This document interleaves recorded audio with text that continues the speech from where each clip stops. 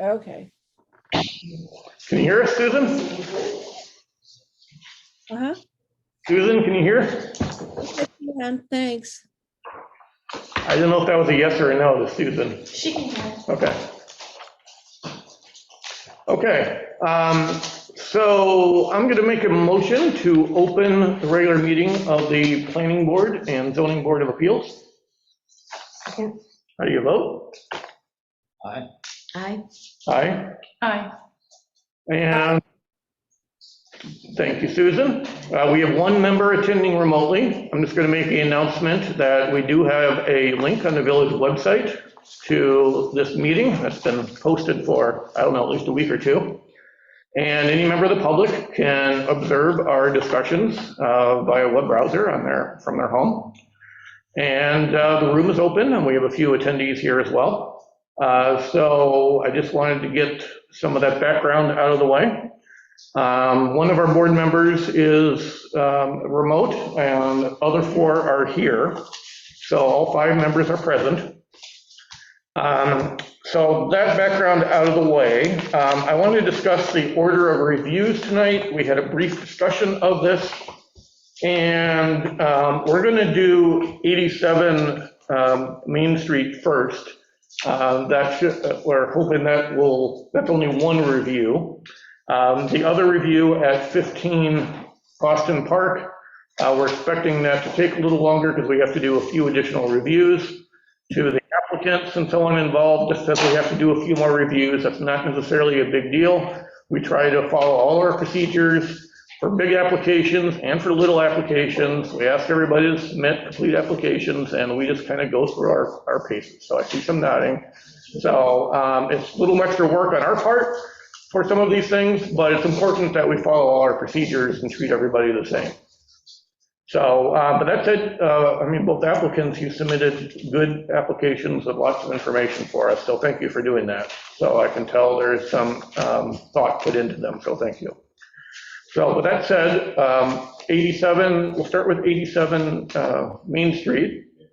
We'll go through that, and here's the general process for everybody. First of all, for the planning board, one of the primary things we're interested in is how this is going to impact other properties around you. So we're looking for potential adverse impacts. Is it going to send stormwater onto another site? Are there going to be bright lighting that's going to be shining in someone else's yard? Are there any public safety concerns? Those are some of the types of issues we look at. For residential projects, we don't normally look a lot at landscaping. Normally, the village norms are to let people do what they want for their landscaping on their residential properties. But for commercial properties, that can come into play. That said, those are the type of things that we're looking for. So if we're going to give each applicant an opportunity to introduce your project, you can kind of tell us what you're doing. Be honest, we're listening to hear, sometimes you explain everything. We're in listening mode. And why you came upon this particular design. And then we may ask you a few questions where, again, we're going to take a look at some of the impacts of this possibly. We're going to open up for public comments. And usually, for a lot of these applications, public comments can drive a lot of our follow-up questions. If we get none, it might be overclicked. If we hear from neighbors and they have a potential, they have knowledge of something, we'll listen to them, and then we'll have a discussion about it and see where it goes. But that's a basic introduction to the process. So let's go ahead and get started here. So we'll have the applicant for 87 Main Street. Go ahead, please give us an introduction to the project. You can stand at the podium, you can come up here. A lot of people just sit at the table. We try to be a pretty friendly bunch and not make this too hard. I didn't know if there was a mic or a camera that would be better for those attending. I think the microphone is right in here, is that right? Yes. Justin, if you wouldn't mind just doing a quick conflicts disclosure. Oh, thank you, Mindy. Thank you. So Kristen and I had the same idea at the same time. I appreciate the reminder.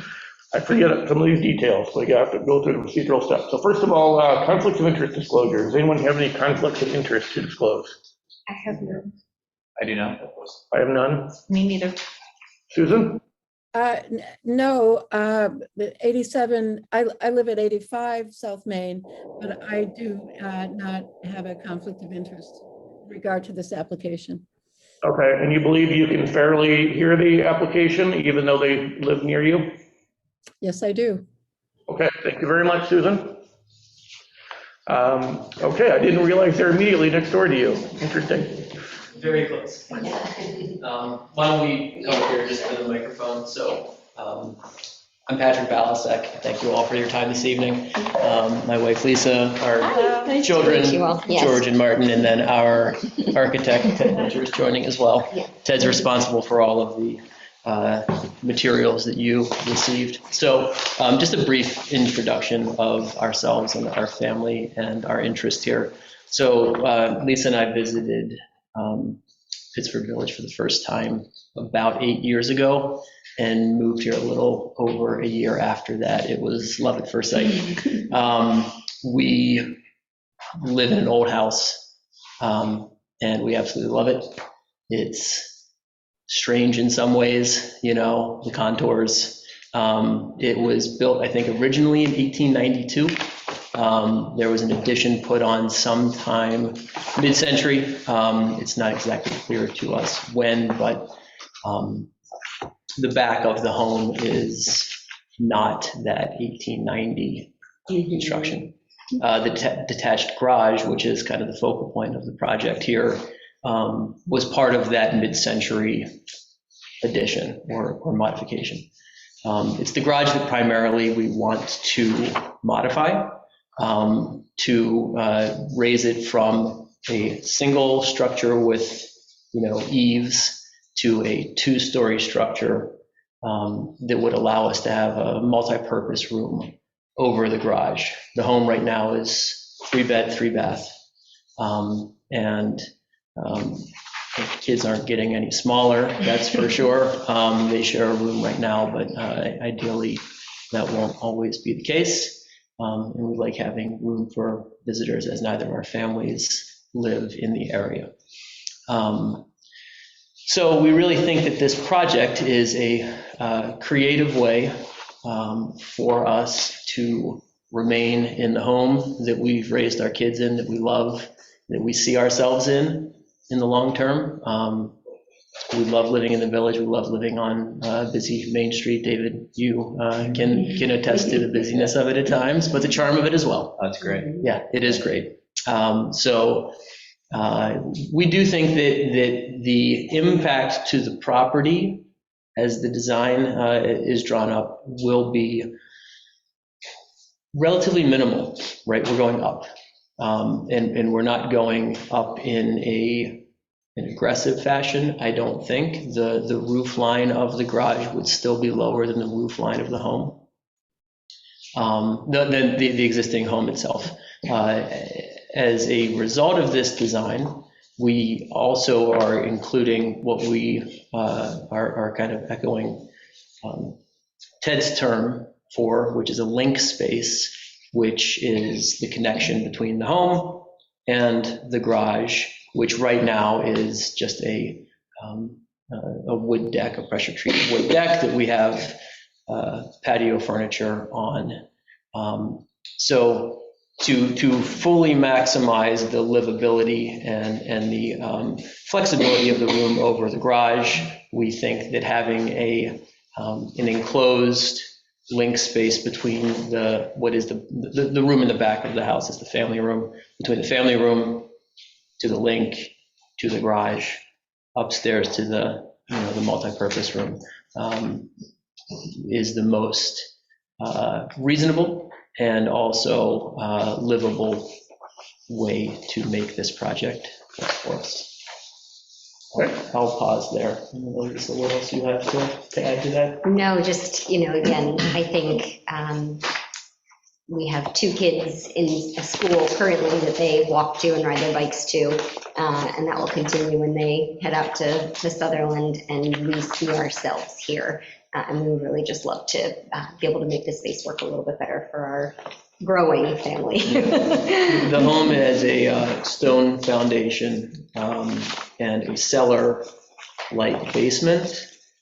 I can stand up at full height if I'm between two joists that don't have, gas line between them. You Yeah. familiar? Yes. Yeah. So, There's a lot of familiarity to what you're discussing here. We Okay. all live in the village. Yeah, right. Most of us have gone through some kind of fun with our houses. Right. yeah, so, the basement, the cellar is not really an option for livable space. We use it to its maximum for storage and anything, like that. The squirrels tend to like it as well. Lunch too, I know. Yeah, but, it's great for storage, but, that's not an option, right? We've used, I would say, every square inch of the home to the best of our abilities, and we just think that this is again, another creative way to continue to use the home. The footprint really doesn't change overhead. And Justin, you'd mentioned earlier, the impact to drainage, the impact to lighting. The garage as it is right now has gutters and downspouts. They would really remain in place where they are as they are today. The lighting is all on the south side, the driveway side of the home. There's nothing on the north side, we've already established on Susan's side of the home, nor do we intend to put anything there, right? So the garage itself. So you had your diagram here showing where you're going to put the new lights. You're indicating they're all 75 watts or less. Yeah. There's a couple next to the garage, a couple here. Yeah. They're not super high, Yeah. and you gave us these cut sheets of these light fixtures. So I think you did a good job of documenting things. Village code allows residential lights under 75 watts without a review. Great. Okay, great. The building inspector is going to look over requirements. There are requirements for lighting locations next to doors and stuff like that, just for public safety. Yeah. So he's going to take a look at that. Okay. We'll ask the building inspector a few questions. It looks like he's gone over everything with you guys. You guys have addressed things in your application. You guys gave a little cover sheet here that explained what you're doing, which is all very helpful. Yeah. So so for several of the things we commonly look at, lighting, you documented what you're doing. They seem compliant with code. They, drainage, you said you're not changing it. Not changing it, no. Like I said, Downspouts are gonna be where they are, and the impervious surface is staying the same. downspouts are where they are, exactly. On the driveway side, the driveway is asphalt at this point. And water comes onto the driveway and down to the sidewalk as is. It was that way when we moved in, it remains that way. And actually they do quite a good job of escaping water to that hardscape and down to the curb. Okay. So let's, I think you've given us a good introduction to your project, thank you. Here's what I'd like to do next, is we'll talk to the building inspector and get his observations. Okay. I believe he's online, we'll ask him a few questions, see if he has any concerns. Then we may have a few questions from the board. Okay. And then we'll open up the public hearing and see if anyone has any comments for it. And then what we do after that is we actually have a resolution form, if I can find it here, where we go through our criteria and we discuss them as a board, and we say why this complies or does not comply with it, and then that becomes our decision. Okay, great. So we're gonna have a little bit of time deliberating on that after we go through all this. Sure. So, Great. anyway, so that said, Steve, are you online? Yes, All right, Steve, so first of all, commenting on lighting and drainage. You agree that the lighting is compliant with code? yes, Okay, and and it meets all the requirements for a building permit that you were aware of so far? yes, it meets all the requirements for the code. Okay, great, thank you. And did you have any concerns about drainage? No, they actually aren't changing the drainage at all. The locations are staying exactly where they are today. Okay. And does fire marshal, do you have any comments on fire code concerns? No, I think the project is well thought out and designed. Okay, do you have any other comments for us? Nope, like I said, I think the project, they've done a very thorough job. They took their time. Okay, good. All right, thank you very much, Steve. Do any board members have comments? Questions? There's a roof over the link now? Not now. Not now. There is no link now. It's simply just a It's a detached garage and they're connecting it, wood deck, yeah. Okay, which makes sense if you're gonna have living space there. right. Yeah.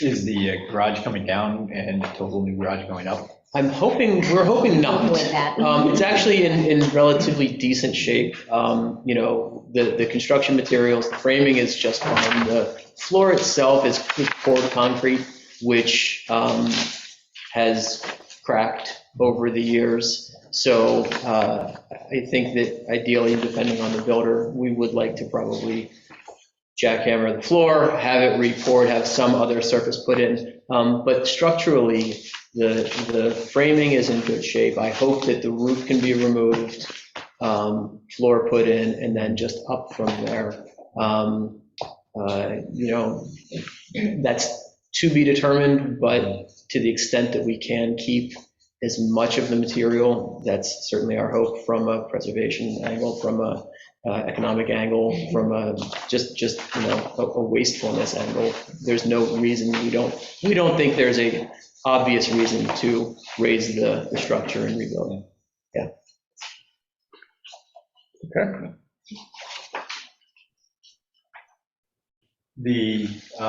Steve, the lot coverage, just with the covering of that little hallway entryway, that doesn't change lot coverage concerns at all, does it?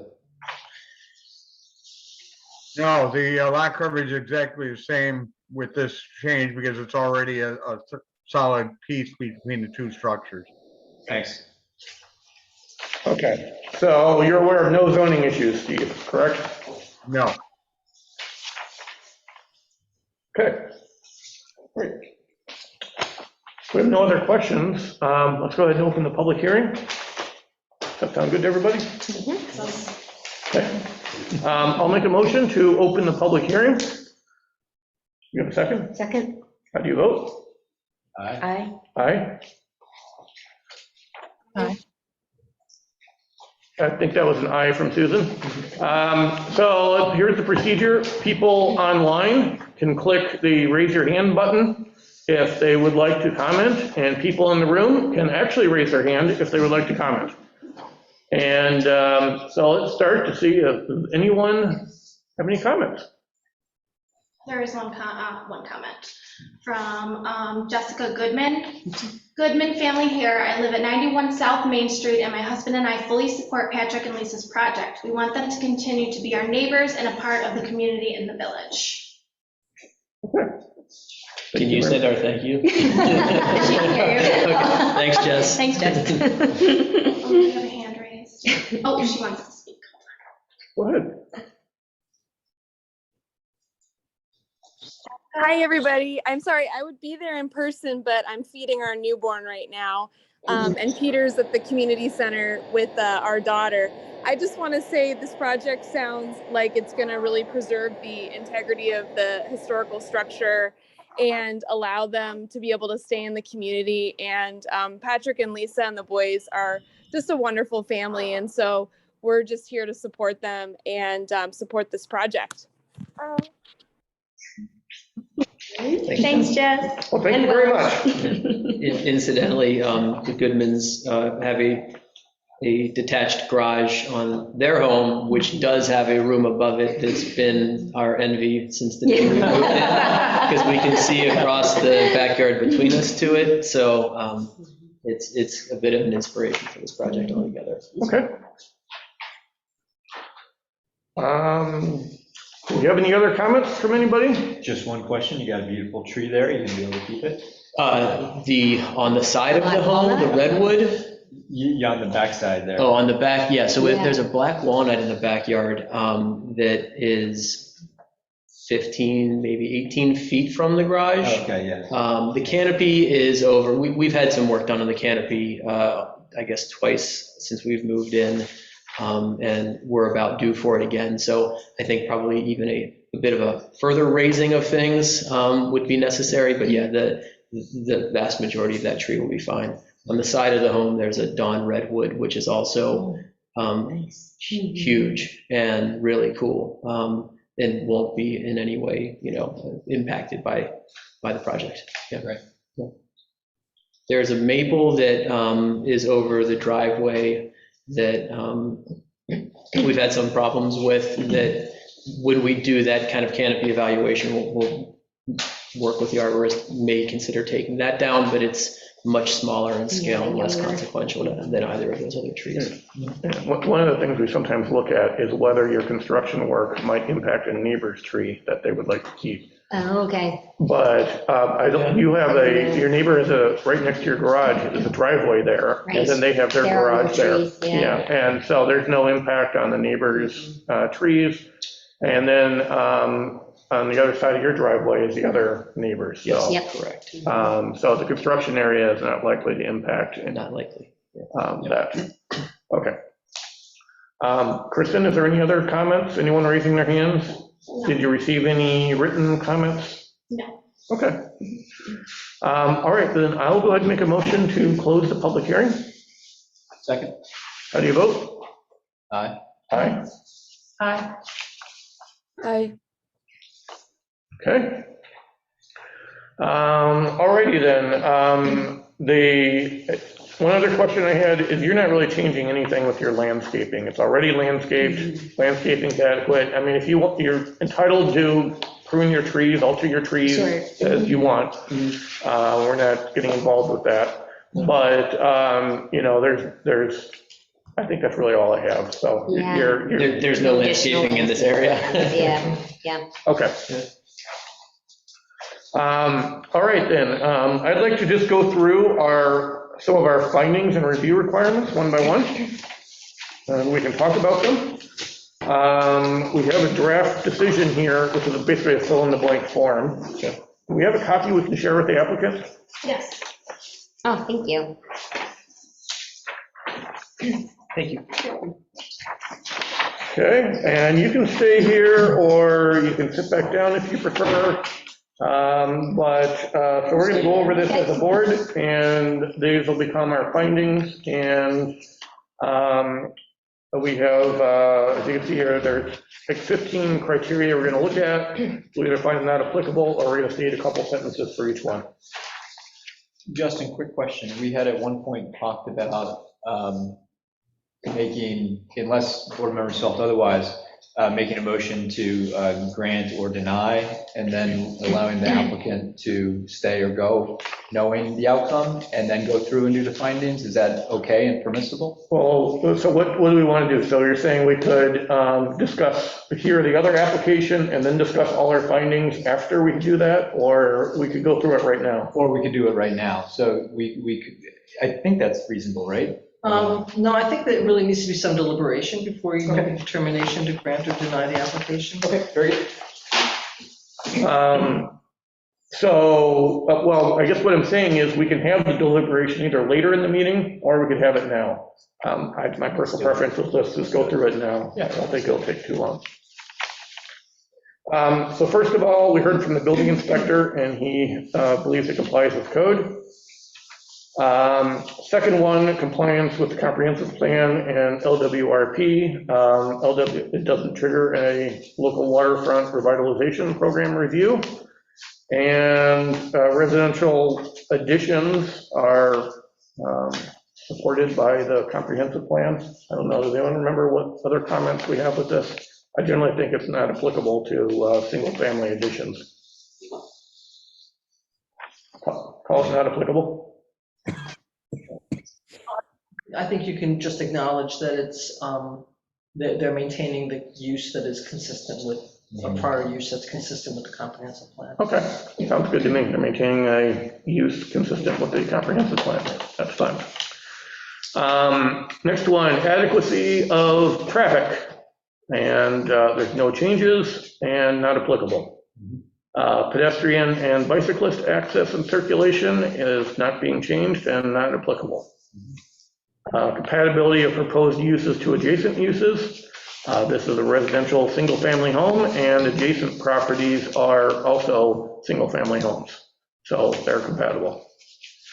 Adequacy of parking, loading, and access. None of those are changing, and I'm going to presume they're adequate. Landscaping, it is already landscaped and no changes are proposed. Correct. And signage is not applicable, no new signage is proposed. Outdoor lighting, we have heard commentary from the building inspector that it complies with code.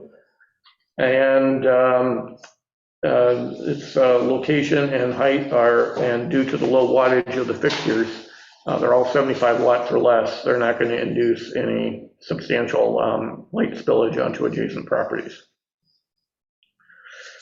Drainage and stormwater systems are not being changed. We have sewers and water lines are not being changed, so that's not applicable. Waste and trash is not applicable for this type of review. Snow removal, again, this is a private property, and snow removal for a dwelling is not part of our typical reviews. So I would say that's not applicable. And any health, safety, and general welfare concerns. We heard from the building inspector and the fire marshal, they have no concerns. Anyone else have any concerns? No. Okay. And the fire marshal reviewed the plan and stated he had no concerns. Okay, so with that said, are we okay to go ahead and vote on this? Yes. Okay. So I'll go ahead and make a motion that we waive the remainder of any application requirements and approve the site plan application with the findings that we've discussed. Second. How do you vote? Aye. Aye. Aye. Okay, Susan said aye. Okay, thank you very much. Thank you. We got through this. Your next step is to talk to the Architectural Review Board. Okay. We don't normally look at the architecture in that much detail. We normally defer that to their expertise. Okay. And so that, I believe you're on the agenda for, was it a Monday meeting in about a week and a half? Well, you'll have to work that out with Kristen. Great. Okay. The Yes, building. I believe, yes, it's the 19th, I believe. Okay, terrific. great, thank So you. the building inspector will continue to be your point person Great. throughout the application process. Great. So you go to the Architectural Review Board, if they're okay with it, then you go and get a building permit, and then you go from there. Great. And Great. Architectural Review Board and Historic Preservation, is that the same? Yes. Sorry. The same? Yes. I Okay, used very an good. old name for the board, I'm sorry. That's it. Okay, Yeah. no, I just wanted to make Historic sure. Preservation, their job is to look at the architecture Yes. and Sure. ensure that it's compatible with your existing building. So if you try to design it so it uses similar materials and appearance as your current house, that's the main goal. Okay, Great. very good. Very good. Justin, did you want to mention about the 1-year timeframe? Oh, yeah, that makes sense. Do you want to talk about the conditions of approval we have on this form? We're stating this is conditioned on the Historic Preservation Board Okay. approving it. Okay, And the other condition is you get a building permit within 1 year. Great. And that's in village code. If you cannot get it done in 1 year, and I think most of us know from personal experience that contractors are not easy to come by, yeah, we can give you a renewal. okay, And in general, as long as the circumstances haven't substantially changed, that's just kind of a rubber stamp for us renewing that and extending it. very good. Excellent. Just real quick, I want to thank Steve for all of his attention. He's been really helpful throughout this process. So Steve, if you're still listening, thank you. And it sounds like we'll continue to be in touch. And I think it also warrants acknowledging all of the wonderful work that Ted has done. Ted, thank you. And, you know, thank you all for your time. Yes, thank you for being here this Good luck evening. with your project. Thank you. Thank you. Yeah, we'll get you a Stop by write-up of and say this hello. decision at some point. I can't guarantee you exactly when. That's fine. Do you need this back also? Nope. Oh, okay. You can Sorry. keep that as your souvenir. Oh, wow. Thank you. Thank you all for your time. Thank you so much. Enjoy the rest of the meeting. You too. Have a good night. Thank you. Thank you. Okay, next applicant.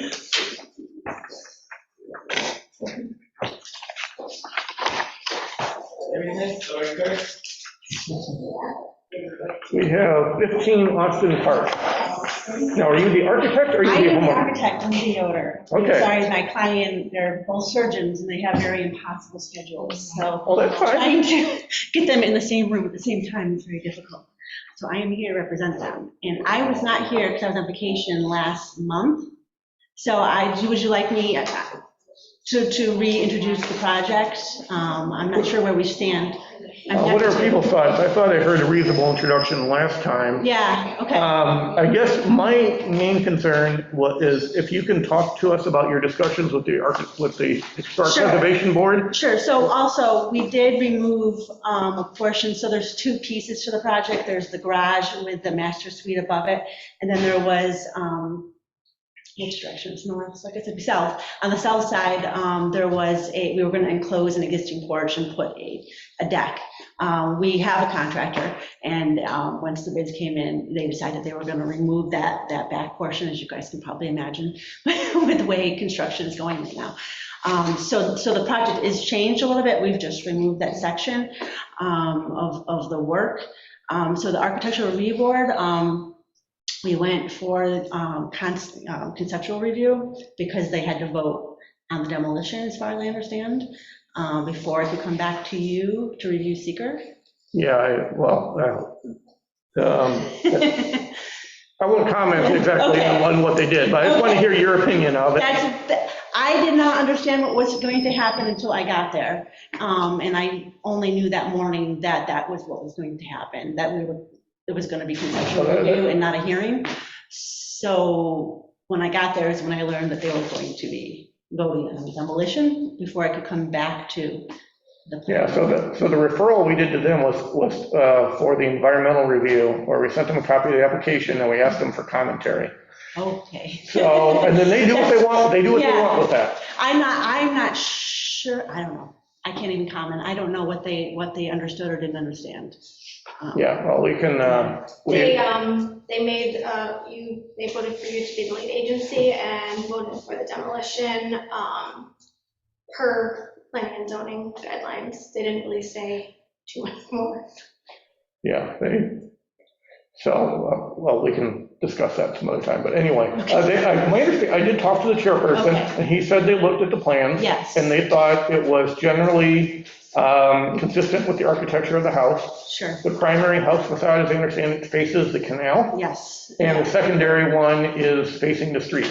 But that's where the driveway is. That's what I heard from him. Yep. And what I also heard is they had some suggestions for changes to the walkways and front entrance. Yep. And then you have subsequently revised your Yes, plans. so the plans you have, so the comments, they wanted to keep the front door towards the canal, reasonable. So we did keep that in the plan, which is reflected in what you have, which, by the way, I apologize, there's like a full set of drawings, and then there's sort of the set I had put together just for the planning board, so it might be a little confusing because there's doubles, but it's all the same information. And the other comment the chairperson had was regarding the entrance door, design of the entrance door from 15 Austin Park, which we also addressed. And those were the two changes that they requested, as far as I understand. Okay. So that's good. So I Yes. think we can include some of that in your and some of our findings possibly, is that Okay. you did go before the preservation board. They had some suggestions for you, Yes. and you've accommodated them and updated I hope we did. the drawings, yes. And now, if we approve this, it'll still get back to them, and they can still make more minor changes. Yes, Our big concern here is whether there's major issues, yes.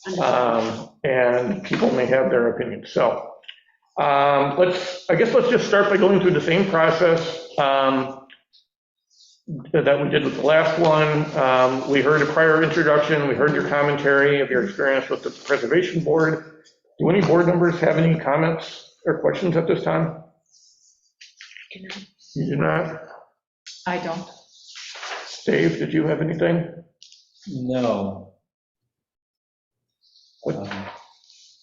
I had some questions on lighting, because I still wasn't Yes. quite sure what was being done with that. But, well, Dave, you're thinking, we can go ahead and ask Steve for his comments, because Steve was not at the last meeting.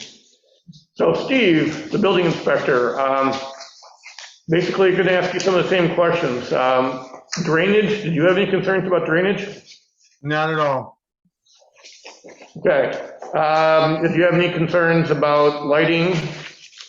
No, I believe the only lights that'll change is maybe an extra light on the front of the garage, and it'll be code compliant. Okay, that's good. And you stated in the past when we discussed it that you found lot coverage to comply with code. Yes, they actually, in the other version, they were going to remove part of the driveway in order to accommodate the rear addition, but that has been removed, so the lot coverage is well within the limits. Okay. So is that a change in this plan? Is that your No, previously we're make still, the this? driveway's still the smaller footprint than it was Okay. before, so we are now just even more.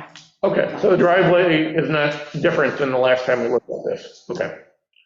Okay, any other code concerns, Steve? No, it's again, a good design, a nice change to remove the back, so it makes a little simpler whole change to the home. Okay, and as fire marshal, do you have any concerns? None. Okay, and you're going to go over some of the demolition plan with them to make sure that they're accommodating stuff with dumpsters and not causing any other problems, but that'll be part of the building permit process, is that correct? Correct. All that stuff will be handled within the building permit process. Okay. Okay, I think that's all the questions I have for you, Steve. Does anyone else have questions for Steve? No. Okay. Dustin, I do have one question, and this is just my own inability to understand a drawing. And I like all the detail. I'm just having a hard time placing the side view. Yes, I'm sorry. That's more information than you needed. The section here, Yeah, what is this? so that section is through the garage and the master bedroom. So going, Yeah. so it's. It's a longitudinal It's this, section. but looking at it this way, Yes, the opposite direction is looking that. at it this way. Yeah, yes, So one of each. yes. Okay. So Sorry, it's then confusing. This overhanging element here, that is, That's the porch, that's now off of the, this little entry porch off of the driveway. off of the driveway, which would be right in here. Exactly, So so, this is in fact over. no, well, yes, I'm sorry, just this little area. Let's see, where's the floor plan? Right here. So, yeah, so that is right here. Okay, So the so, second floor does hang over the top of that. so one of the things in the two-dimensional drawings that I couldn't quite pick up on was the fact that the second floor extension over the garage Right, has an overhang supported by a single pillar Yep. on the entrance going in. that's right. That in the two-dimensional space, you don't really see well until you Look at pick that up section. this section. Yeah, well, that's a good reason to have included it. Okay, thank you for including it. Appreciate clarification. Yeah, you walk underneath it Right. to get in there. Okay, just going over the lighting, I think I had a question on that. Could you show us what I So, think that was brought up before, but I didn't see the plan with the light fixture locations at the last meeting. you want to see the fixture itself too, or do you have that? Yeah, by all means, if you pick one out. We have, we're trying to match what's there now. This is the closest we've gotten so far, is a sort of, this is a very bizarre house. It's mid-century / colonial revival. So which direction do we go in? So this is more colonial revival like what they have on the house now. Okay, and our and primary so- concern, by the way, is the light it emits, not what it looks like. That's right. That's the board I'm at right now, right? Sorry. That's the board. Yeah, I get, where am I? What am I doing? So I think we went over this at the last application. If you're just putting in a single bulb fixture, it's Yes. equivalent of 75 watts or less. And Right. we like to ask for standard warm white colors, not the blue Not colored the bulbs. fluorescent, right? So those are allowed by code, and those generally meet our concerns. Now, if someone wants to do something else, we can hear it, but we don't, if it's 75 watts or less with a single bulb, and it meets building code requirements, then that's usually the extent of our concern. That will be the case, and it also, I will add that it faces the neighbor's garage, and it will not, the neighbor directly to the west of them there's a hedgerow there, I believe, so it shouldn't interfere with them, so it's not, fortunately, they're not shining in anybody's, and then, you know what, I think you might have a plan that has the light fixtures on them, as far as where they're located, but I can just sort of draw them on here. There's going to be on either side of the garage. On either side of the garage, yep. And then also. Between the garage, Yeah. either side of the garage doors and between it. And in Okay. between them. There's a chance this one might not happen, but I wanted to just cover my bases in case it does, but they will Okay. definitely be here and here. Okay. Anyone have any? Do you want to concerns? indicate that on the plans that you're going to be possibly approving? Sure, we can state that, I so, think it might be on a plan you have. what kind of plan we have? I have so many iterations. Well, I'll just state it for the verbal record Sure. that what was shown was the front of the garage, there'll be a light on either side of the garage doors, and then one between the two garage doors. And they appear to be approximately 6 to 8 feet off the ground. Yeah. In that range, okay. Okay, so just for clarity, And then there's another light that's over the. Oh, yes. So it won't be over, it's going to be a recessed light, a down light in the south. We were just talking about you going underneath where the the- porch, it's going to be underneath. okay, so it'll be a one soffit light on the front porch. Exactly. And again, under 75 watts Yes. equivalent, okay. Yep. And that's the extent of the lighting. Everything else will be existing. So no lighting on the rear of the garage exit. No, they don't have it now. I don't think they're going to need it. And quick question, sorry, we'll stay on lighting and then I'll come back to a different question. Okay, I mean, that sounds just fine for me for lighting, that answers all my questions. Same here. There's. Thank you. Quick I knew I question. saw it somewhere. So just a quick question on drawings, making sure that we're consistent. Mhm. There's one drawing, the top-down view, where the door to the back garage is closer to the house. Here, right next, butts it. Is that the current, Oh. is that the current, whereas this one's in the middle? Yeah, that's a good Is question. one conceptual and one is the actual drawings themselves? I don't know. You caught a mistake I made as I was moving along. Okay. It's probably going to end up being a little more like this. It doesn't matter. I mean, I'll tell you the truth. It goes off to a side yard. There's nothing. It won't matter, I Yeah. just didn't know if there was, if it mattered for us.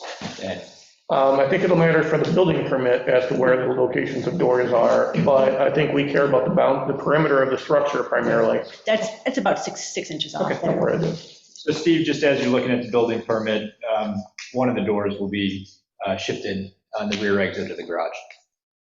Okay. I'll take a look at that when you get the building permit application. Sounds good. All right, let me know. I need you to review my drawings. Yeah. No. I'm just trying to understand. There's no concerns from your end about a minor change like that, is there? No. Okay. Minor. I didn't think so. Thank you. Okay. Let's go ahead and open the public hearing and see if anyone has any comments. And then we've got a lot of paperwork to go through, and that will that's mostly just our time. Yeah. So let's go ahead and open the public hearing we already have a public hearing open for this, I believe. Correct. It was open on August 3rd. Okay, so this is a continuation of the public hearing. Kristen, have you received any comments from the public? I have not. Okay, and again, if anyone is online and would like to provide comments to the board, click the raise your hand button, and we'll give you an opportunity to speak.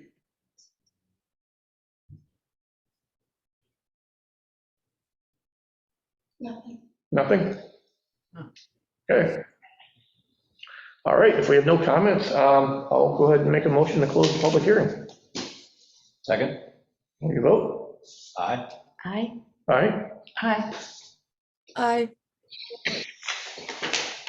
Okay. All right, that said, and I'll rephrase that to say we're closing the public hearing for, I guess, all the applications, LWRP application and site plan application. Kind of listening to both at once here. Now, Mindy, you can correct me if I'm wrong, but the order of our decisions is they have to do seeker first, then LWRP, then site plans. Is that right? You can proceed that way. There's some confusion as to the orders between seeker and LWRP, but I think seeker needs to go first. Okay. All right, so here's where we're gonna go with this. Does everybody have the part 2 application? And let me see if I can track down my notes. Unfortunately, I end up with a pile of stuff in front of me and it gets out of order eventually. You'll need to do the lead agency resolution first. Okay, so the first motion we got to make is, my understanding is the architectural board made a motion to agree to the planning board being the lead agency, and they are the only other involved agency. So I will make a motion that the Village of Pittsford Planning Board acts as lead agency for the environmental review. Second. How do you vote? Aye. Aye. Aye. Hi. I, Okay. Thank you. Thank you for the reminder, Mindy. You're welcome. Okay, so the next thing is, I can't find my notes. Here, do you, this? Nope, I made my own notes Okay. before coming in tonight. I did not share with anybody else.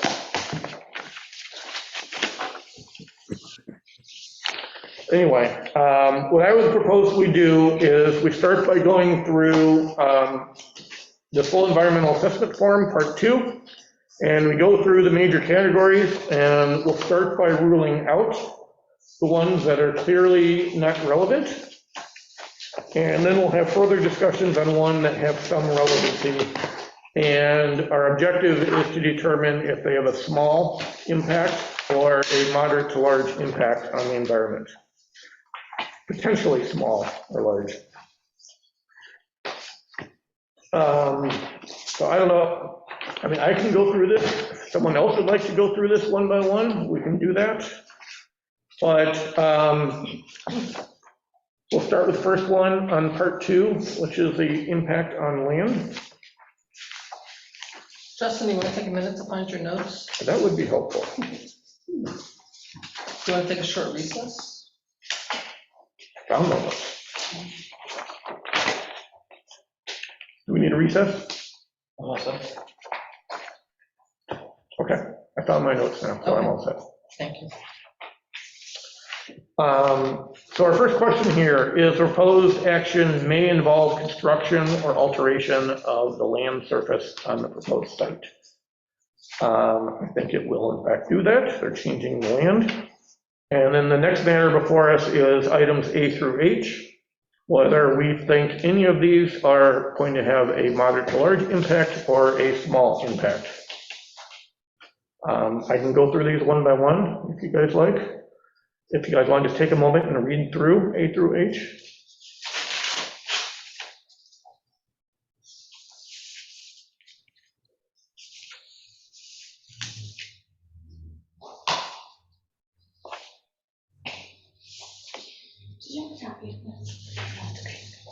You've been through these before, correct? I'm also on the planning board, so.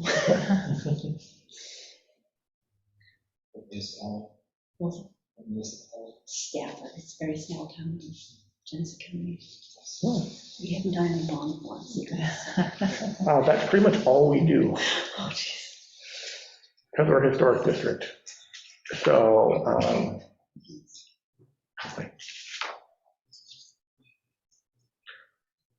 when I looked through this, I had no concerns about A through H, and I thought they were all small impacts. That was my personal take. I agree. I agree. Agreed. Okay. So impact on land, we're going to find that to be no to small impact. So I'll mark yes, and then we'll note no impact or small impact. Susan, you have any thoughts? No, I'll weigh in when I do. Okay. Next one, impact on geological features. Okay, I thought no way for that. Agreed? Agreed. Yes. Surface water, again, nothing is changing with that. I said no to that. Is there agreement? Yep. Yeah. Okay, groundwater, again, not applicable, so I said no to that. Agreement? Agreed. Okay, flooding, you are on the canal, but nothing regarding the floodplain is changing. So I would find no impact for flooding. Agreed. Okay, anyone has a different opinion, by all means, speak up. Impacts on air, again, this is no impacts on air quality are expected from this. So I'm going to say no. Any other thoughts? Nope. Okay, impact on plants and animals. So the question before us is whether it may result in loss of flora or fauna. And is this a residential yard and you're just maintaining the existing landscaping? So I would say no impact. Agreed. Agreed. Okay. Impact on agricultural resources, I would say no impact, none are involved. Agreed.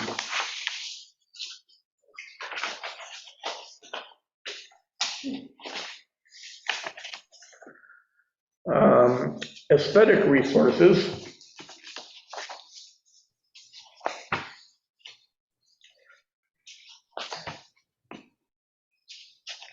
If you haven't read through this, by all means, go through this.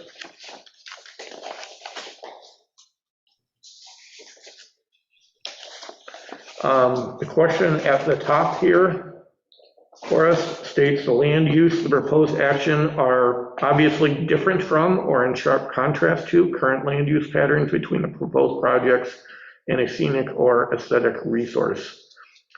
And I see there is no sharp contrast to any adjacent land or anything like that.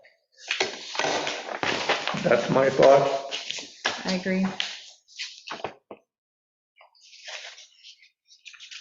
If we want to look at any of these, this is something that does sometimes warrant some, if we want to glance through A through F.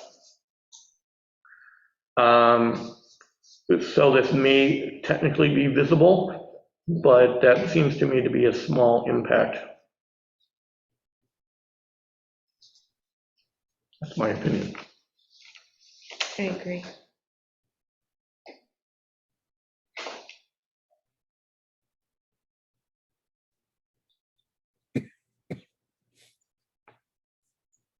Agreed.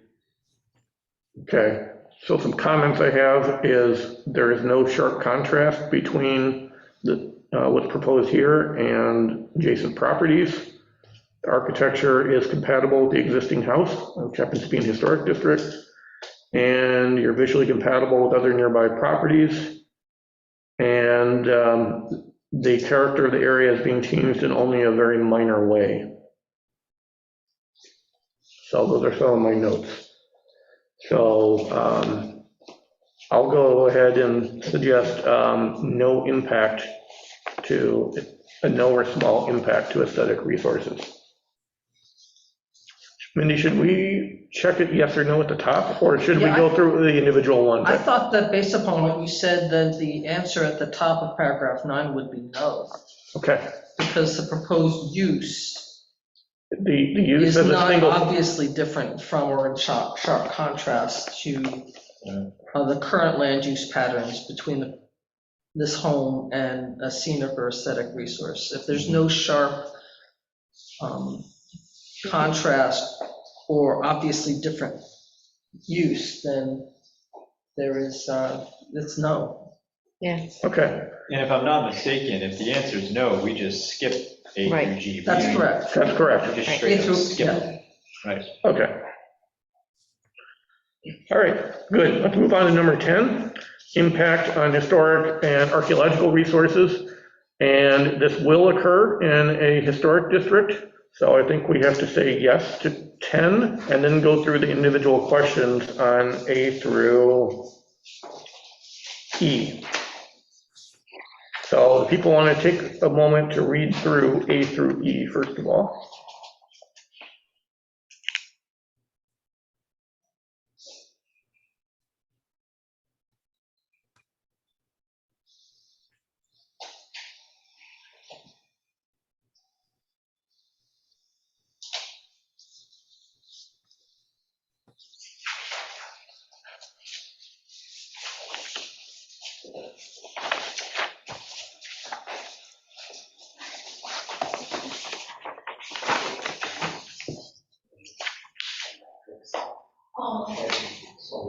Yeah.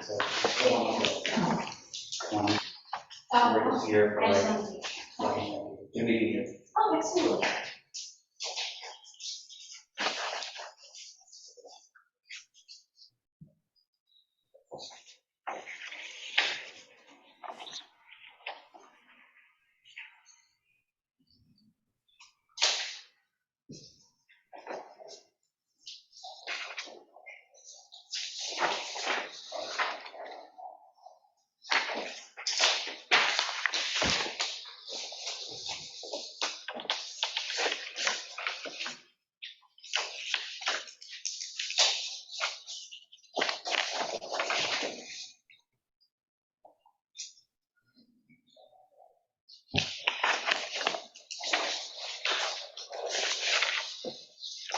All right. People read through these?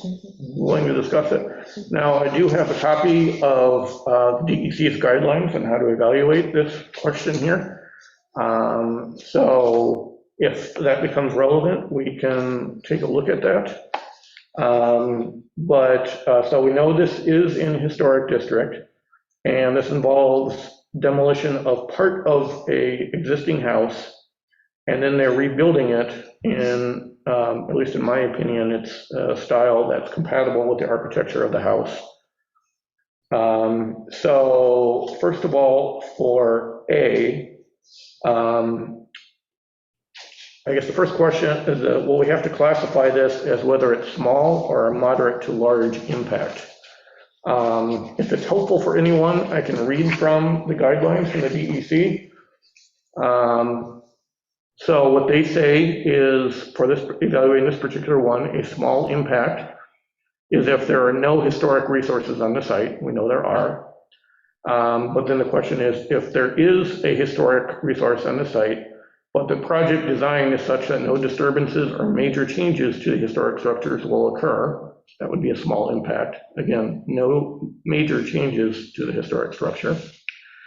That could be a small impact. The third bullet here is minor disturbances to the resources will occur, or minor changes to the aesthetic or scenic quality of the area may occur, but these do not destroy the historic resource or drastically change the character of the area.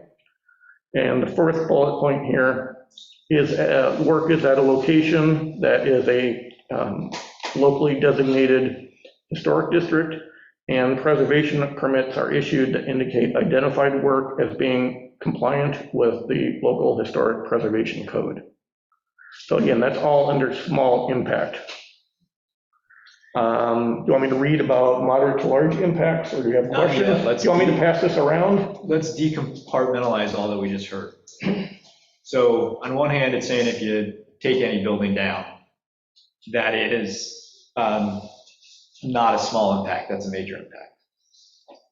But what was the clarification there towards the end? Okay, so I'll read this. Minor disturbance to the resource will occur, or minor changes to the aesthetic or scenic quality of the area, but they will not destroy the historic resource or drastically change the character of the area. What was the other one I after have it that? right here if you want me to. Oh, sure, thank you.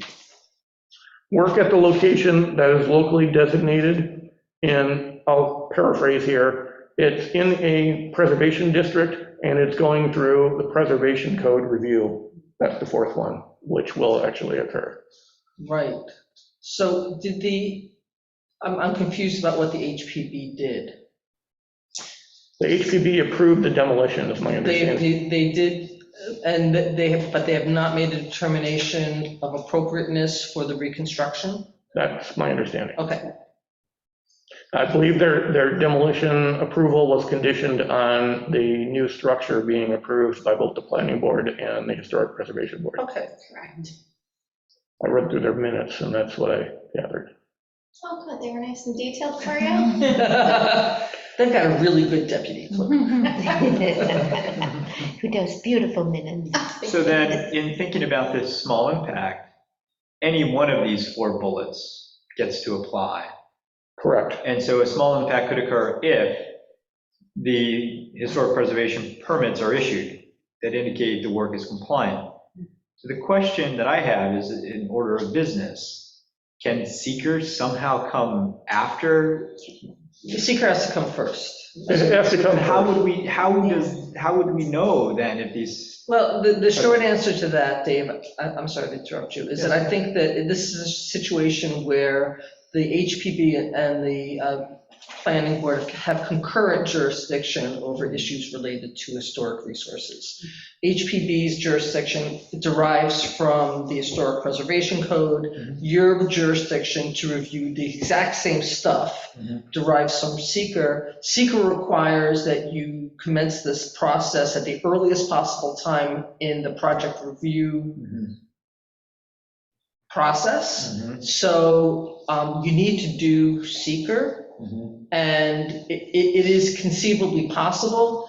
I mean, this is just making a determination of significance, right? So the only issue here is whether the applicant will need to do a draft environmental impact statement, not whether the project gets torpedoed, right? So the only question is whether you need to take a harder look at the potentially significant impacts to historic resources in the event that you determine that the project as proposed may have the potential for at least one potentially significant adverse impact to historic resources. That's a mouthful. That's quite all right. So the DEC guide is essentially giving you these identifiers that say a small impact occurs if. And in this case, I don't believe any of those 4 apply. Well, you keep going. Okay. So if we can take a look at what they would consider a moderate to large impact. Okay. Right. Okay, and Is that necessary, do we think? I mean, is anybody on the fence as to whether there's a small impact or a moderate impact? sounds like Dave's on the fence. I think according to DEC's guide, this is not a small impact because none of those conditions apply. Well, but any of the moderate to large ones apply, I guess is the question. So then you go to moderate and you read the first one, it says historic structures plan to be demolished. Well, portion of the structure, it's not the entire structure. Correct. Okay, so that's, I mean, the next topic here is they're going to be remodeled in a way that destroys or damages the historic value.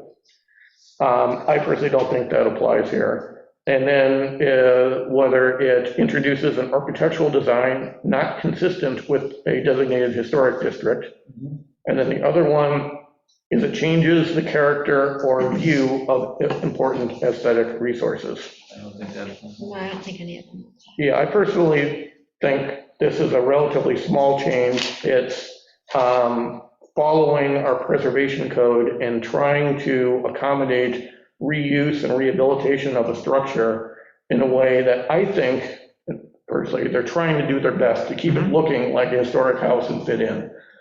And as far as I'm concerned, that's what we should be looking for. Unless they're trying to do a drastic change that really would cause a problem to the area, I'm thinking it's a small impact, is my personal thought. And so my question to you, and I'm perfectly comfortable with that decision, and I agree with your statement, is just in using the DEC guide, do any of those 4 bullets apply? Or are we instead, it's a guide. So we get to make It's a guide. own determination. It's a guide, and we're supposed to be reasonable. Right. The DEC does say we're supposed to be reasonable. Those comments are not in the regulations. They're Right. just guides for you to follow when you're weighing and balancing these Yep. factors. Perfect. So, Good. So then with that said, I completely agree with you, Justin, that this is, to me, is a small impact. And some of the aesthetic characteristics will befall upon the HPV. And for me, I would consider this to be no or small impact. And they've already shared their initial opinions with the applicant, and the applicant's already addressed it. Correct. So to me, I'm thinking part A there is a small impact. It sounds like there's agreement on that. Yes. Susan, are you in agreement? I am. Great. And the next ones I think are easier to get through. Would be, I don't think this is going to cause any significant obstruction of a scenic view. So are we in agreement on that, small impact? Okay. Agreed. C, it will be visible from other vantage point. Yes, this will be visible, but I can't possibly see how the side of a garage is a major impact. Everybody on the street has one. Agreed. Okay.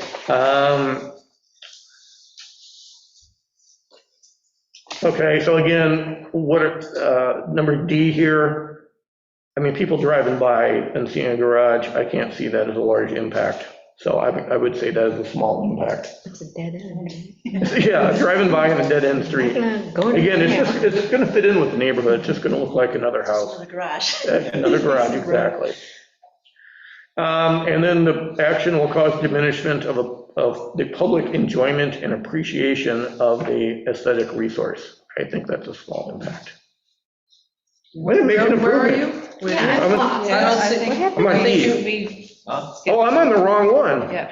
Okay. Oh, I am totally He's got sorry. us there, Well, Justin. 7. I'm on 9, okay. So A, we said was no. Bottom Okay. of 6. Bottom of page 6. Yeah, and then we just turned over to 7. Yeah. Yes. Okay. Okay, so I'm sorry, on B then, the action may be in a historic district. Yeah, but I think our agreement No, was that we're 10. we're on 10B. Okay, good. Okay, sorry. Now I'm sorry, speak up, if you guys are lost, speak up. I make plenty of mistakes. So speak up, don't think I always know what I'm doing. We're on 10B. 10B. Okay.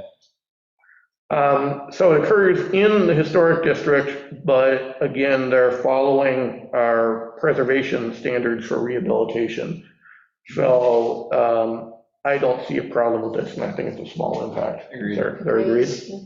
Yes. Well, B has to do with an area designated for archaeological sites. Okay, thank you. So I don't think that we're. No archaeological concerns. Correct. Again, C is archaeological concerns. So that's a no. Exactly, yeah. So no to C, okay. And then D is other impacts. And does anyone have any thoughts on that? I don't. I have none. Okay, and E is not applicable because we said small to all the above. Right. Okay. All right, so for number 10 there, just to summarize, for the top line of 10, it is in an archaeological, historic district, so we said yes to the high question, the top question, and then for A, B, C, and D, we said no impact or small impact for each one. So that resolves that one. The next one is number 11.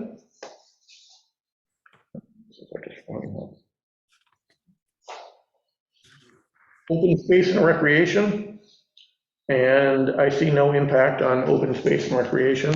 Agreed. Great. Yes. Okay. Critical environmental areas, again, I see no impact on that. Can we back up there?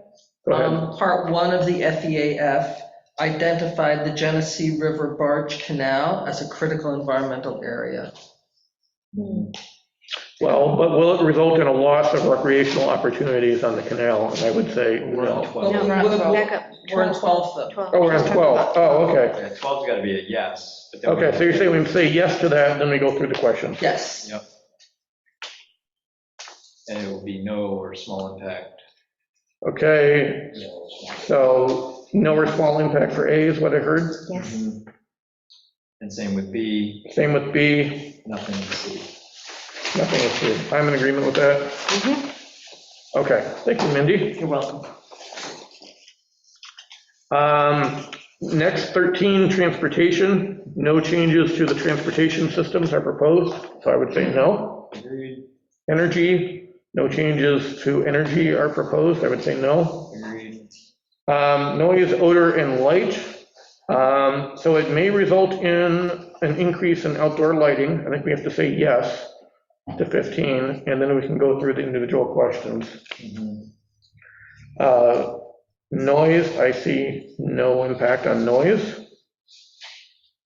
No blasting. No blasting, so B is I no. hope. Odors, I would have to say no for C.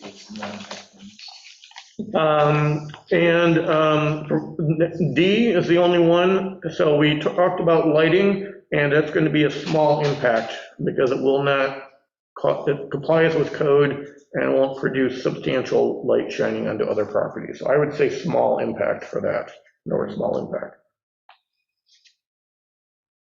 And for E, lighting creating sky glow, I'm going to say that's a small impact. In agreement on that? So what we said is A through E are no impact or small impact for all of those. Okay, next one, we have human health. And I would say no to that. Are we in agreement? Agree. Agreed.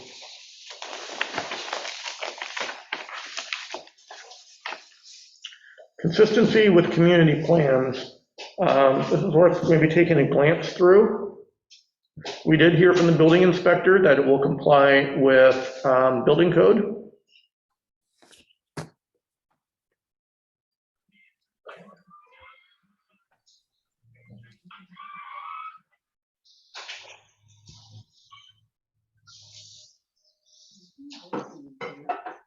Watch video.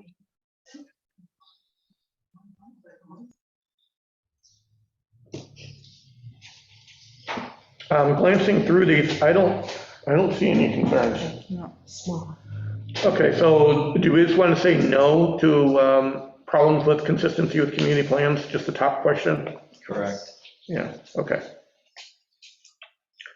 Next one is community character. No. Okay, I would agree, it's consistent with community character. Okay. And that's it, we're through our questions. I know it's taken us a long time. Do you want to do the determination of environmental significance while you're here, part 3? Part 3, absolutely, we should do that. Let's end the secret process. Wow. Sometimes.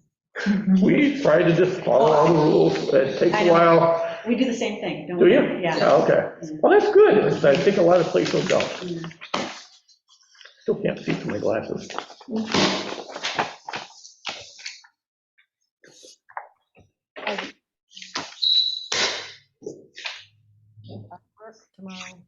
I think I'm missing one page of this. You want mine? I've got part 3. Oh, I found the first Okay. page. Okay. So first of all, we go through the seeker status at the bottom of page 1. We said it was type 1. And the portions of the EAF completed for this, the applicant did part 1. We just did part 2. And we're doing part 3 right now. So check all 3 of those boxes. And now we are up to A, B, or C. I would say A is what we found so far, is it will result in no significant adverse impacts, and an environmental impact statement need not be prepared. Were you all in agreement with that? Yes. Okay, so I'm checking box A. And then the rest of this needs to be filled out. I think I could fill the rest of this out offline. So if you don't mind, make a motion that I fill out the rest of part 3 here, and we'll submit that with the application. Second. Okay, how do you vote? Aye. Aye. Aye. Aye. Okay, And you may also want to just pass a resolution that after having reviewed parts 2 and 3 of the FEAF, that the board has determined to issue a neg deck. okay, great. Sounds good. So I'll make that motion that we find no potential for a adverse environmental impact with the proposed project, or at least with a potentially significant environmental impact. So we'll issue a negative declaration of environmental significance. Second. How do you vote? Aye. Aye. Aye. Aye. Aye. Great. Okay, we're through that lengthy bit of paperwork. Is there anything that I have to do? Yes, there's filing requirements and mailing requirements. You and I can connect offline about that. Okay, I'll help you with that. thank you very much. You're welcome. And do we want to discuss any findings with regards to this environmental review, or is that not We've necessary? already done that. We've already done that? You don't have to do a separate findings. Okay. The analysis that you did in part 2 Mhm. satisfies your obligation. Thank you. Good. I'm glad we can wrap that up. And I have glasses washing thing if you want to. Yeah, I think, You look uncomfortable, just. no, I'll be all right. I can see okay. Okay. I'm nearsighted and I'm perfect vision without my glasses. So Oh, just for reading then. for reading, yeah. Okay. I don't need glasses for reading. The offer stands, I carry these around all the time. I wear glasses when I drive. Same. Okay, next we have the LWRP review is the next thing before us. And let's see, we had I'll track down my draft decisions here.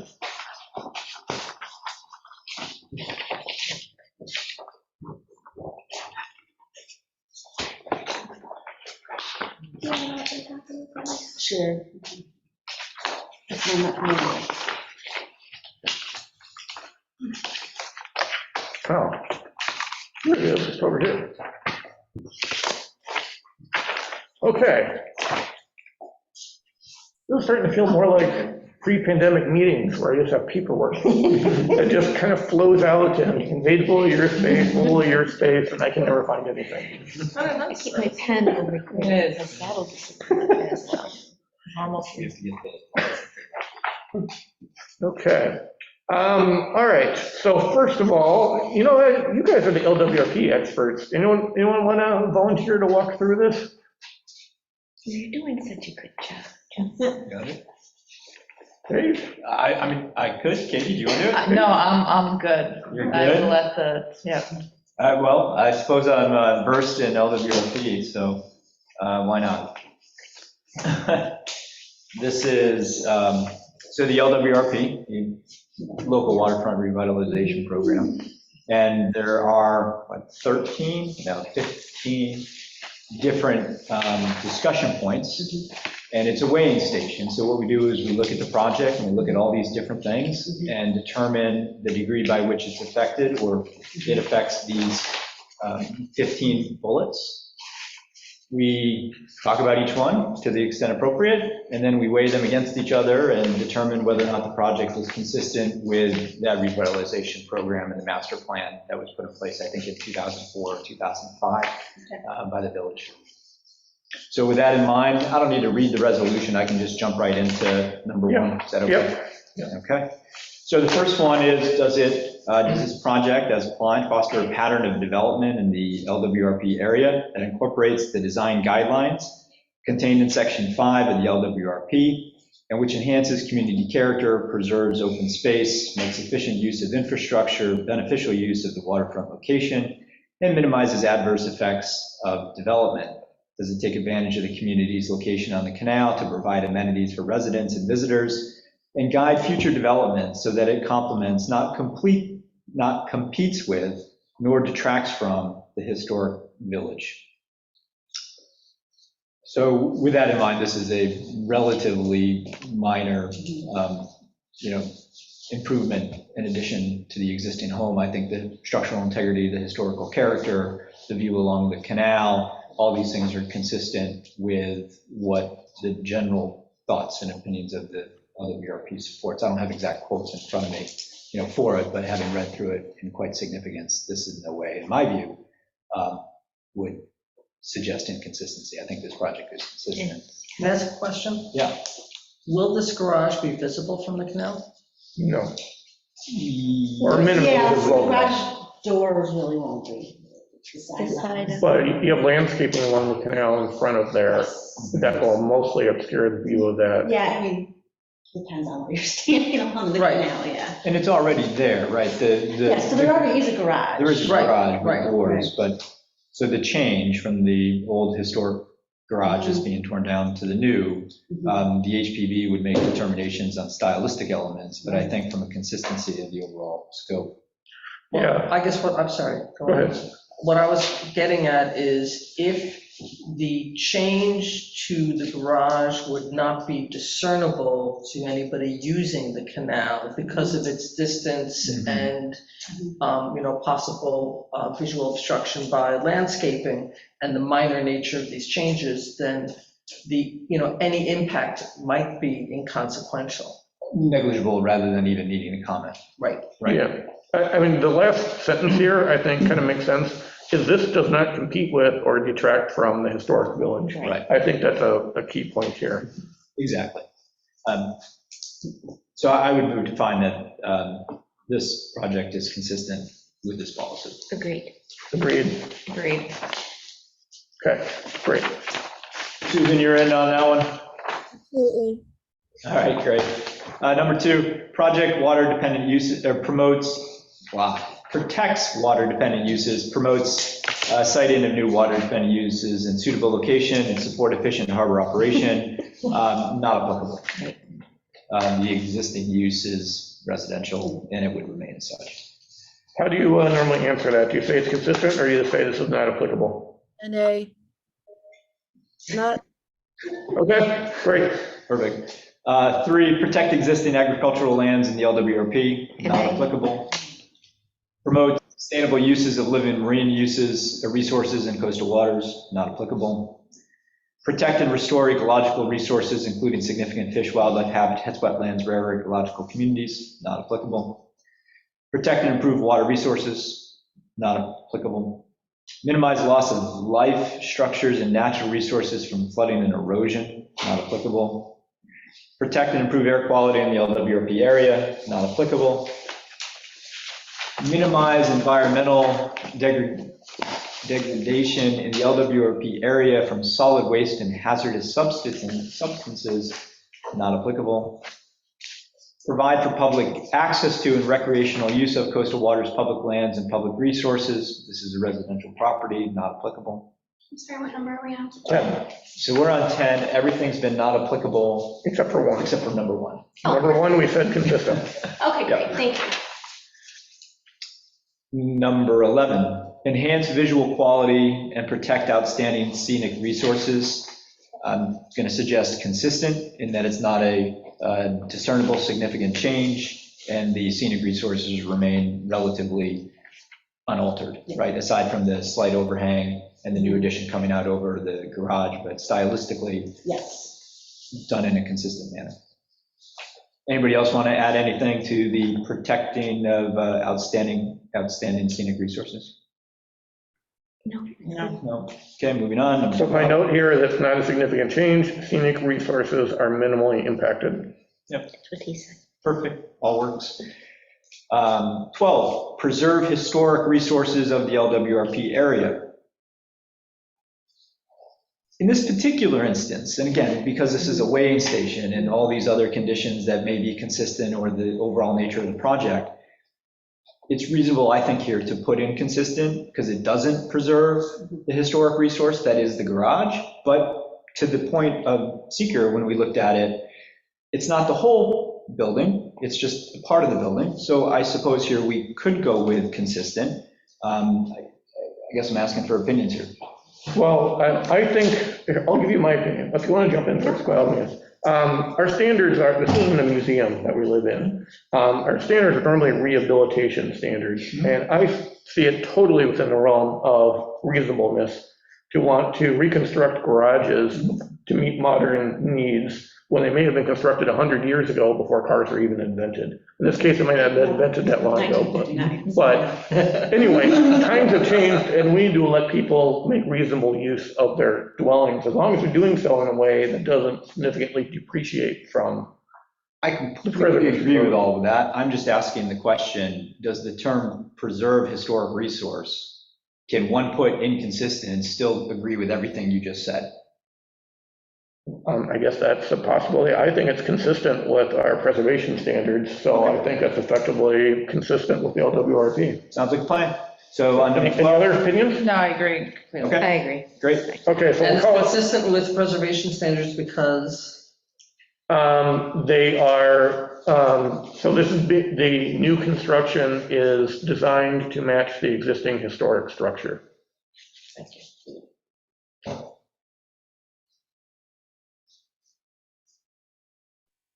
Okay, moving on.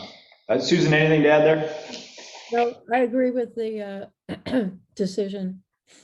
Great, thanks. 13, all actions must conform to the State Environmental Quality Review Act regulations. That is consistent. We just did it. Just issued a neg deck. Yep. All actions must adhere to village protective measures for environmental resource preservation.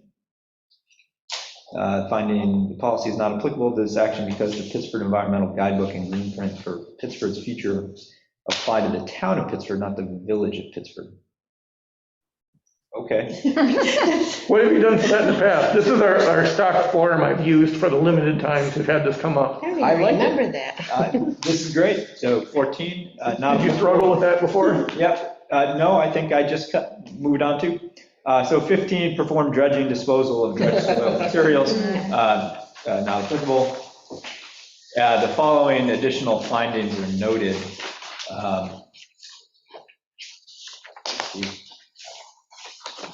It's a residential property addition that is consistent with code use. We can skip additional comments. Yeah, I don't have It's such a any. minor project. Yeah, that- right? Okay, put next through there. Okay. So moving on to vote then?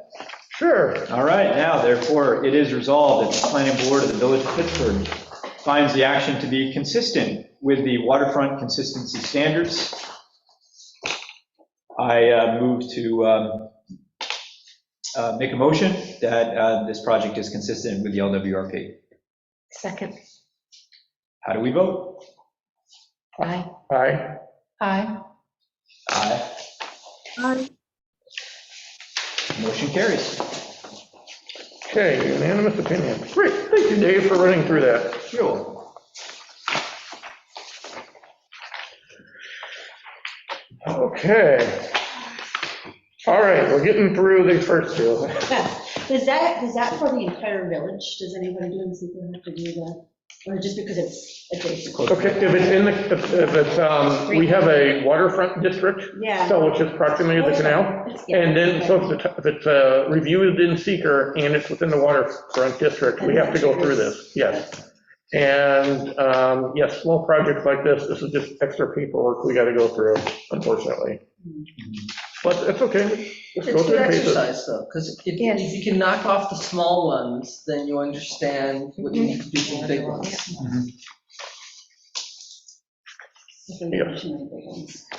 Not too many.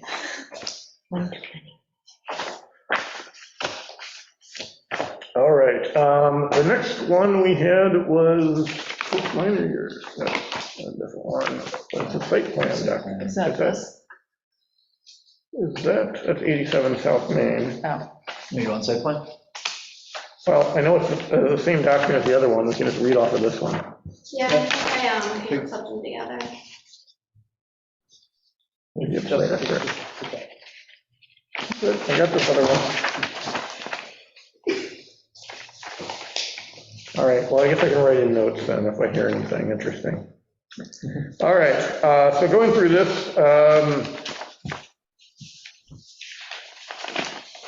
first of all, For number 1, we heard from the building inspector, and he says this does not create any zoning violations.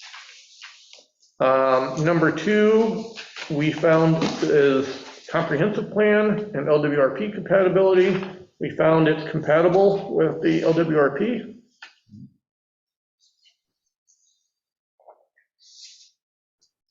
Did you already do the front page?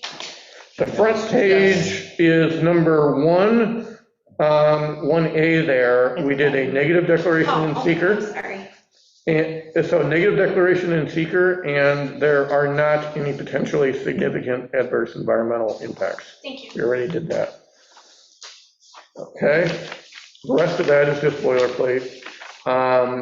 2, we found it compatible with LWRP, and then the comprehensive plan, There's no change in use, and the prior use was consistent with the Okay. comprehensive plan. no change in use, is consistent with comp And plan. for the first one, do you want to just acknowledge that this board has made a determination of consistency with the LWRP? Yep, I think that makes sense. Okay.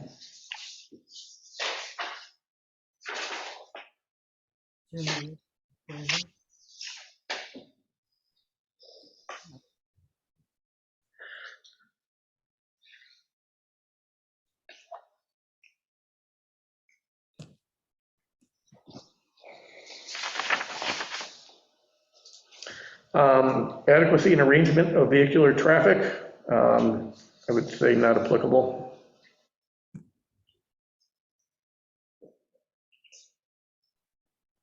Okay, not changing.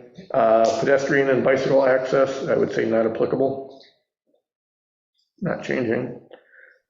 Compatibility proposed uses to adjacent uses, they're compatible. All are single-family homes.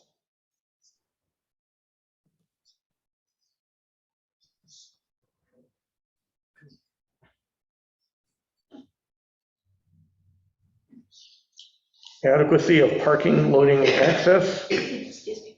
I would say that's adequate. They're improving parking. And access.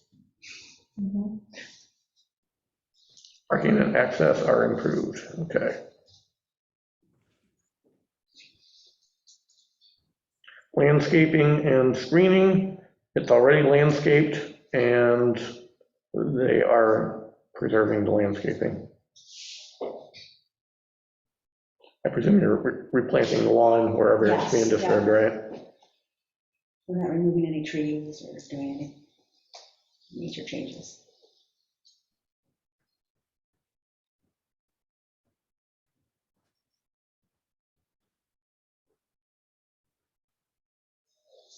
Okay, signage is not applicable. Number 8. Number 9, adequacy of outdoor lighting. It's adequate for safety, and the building inspector will review it as part of the building permit process. He had no concerns. And at least from what I saw, it's going to be code compliant, which will introduce minimal light spillage onto adjacent properties.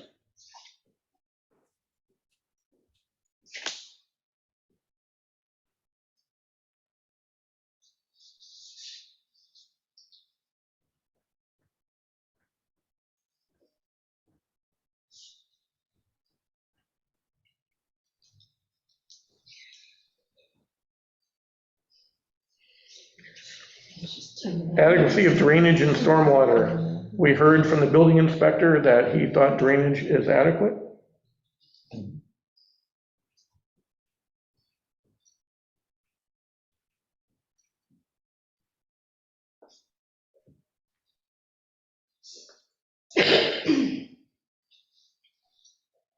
Water and sanitary sewer systems, number 11, those are not changing. We'll call that not applicable.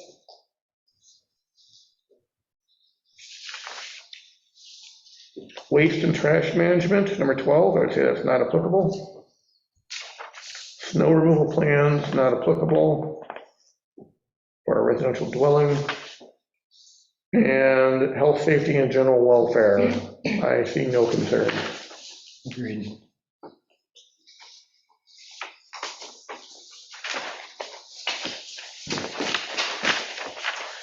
And we heard from the building inspector and fire marshal, so the fire marshal had no concerns. I don't know if he's actually still here. He is. He might be. Thought I heard some snoring. He doesn't like code as much as we do. Yes, I'm still here.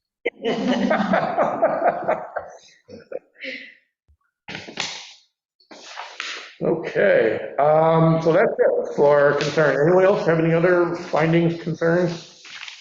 Nope.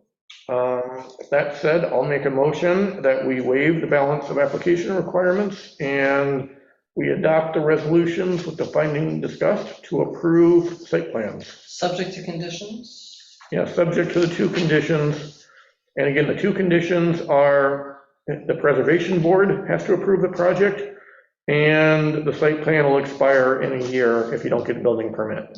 And we've said this before, if you don't get one in time, you can come back to us and we can give you a time extension as long as circumstances haven't changed. Well, hopefully we can get past the preservation board. We're starting next month, so. Oh, you already have a contractor lined up? To get our building permit, yes. That's Oh. a long process. But we Yeah, I know. know. I know, I've been going through, take 1 year to get flooring installed, take another year to get drywall installed, take another year to get trim installed. It's awful. Yeah. Is there a second? So, yeah, the motion was to waive application requirements and approve site plans with the findings discussed. Second? Okay, how do you vote? Aye. Aye. Aye? Aye. Aye. Motion passes. Great. Okay. Wow, you're finally through the Herculean documentation process. Sorry, we didn't make it smaller. So You charge double time for working evenings? It took a lot longer. We didn't know we had to go through this planning process. And we started, because we went to the HPV back in December. And the big delay was getting the contractor. And so we came back in July, and so we were unaware of this process. Yeah, until we get the application in, we don't start taking a look at this stuff. Yeah. And then we had some debate internally, and we're like, oh, we got to go through this. Yeah. And then we just go through the paces, and, you Yeah. know, you did a good job of getting the applications in without putting too much work into them, which is good. It's a lot.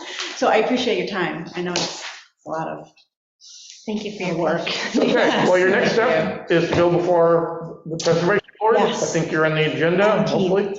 Right, And then you're gonna keep working with the building inspector to get your Yep. building permits, and he'll keep guiding you through the process. absolutely. I appreciate it. Go to bed. Okay, thank you. Hopefully my kid. Cocktails first. Yeah. Thank you. Good night. All right. Minutes?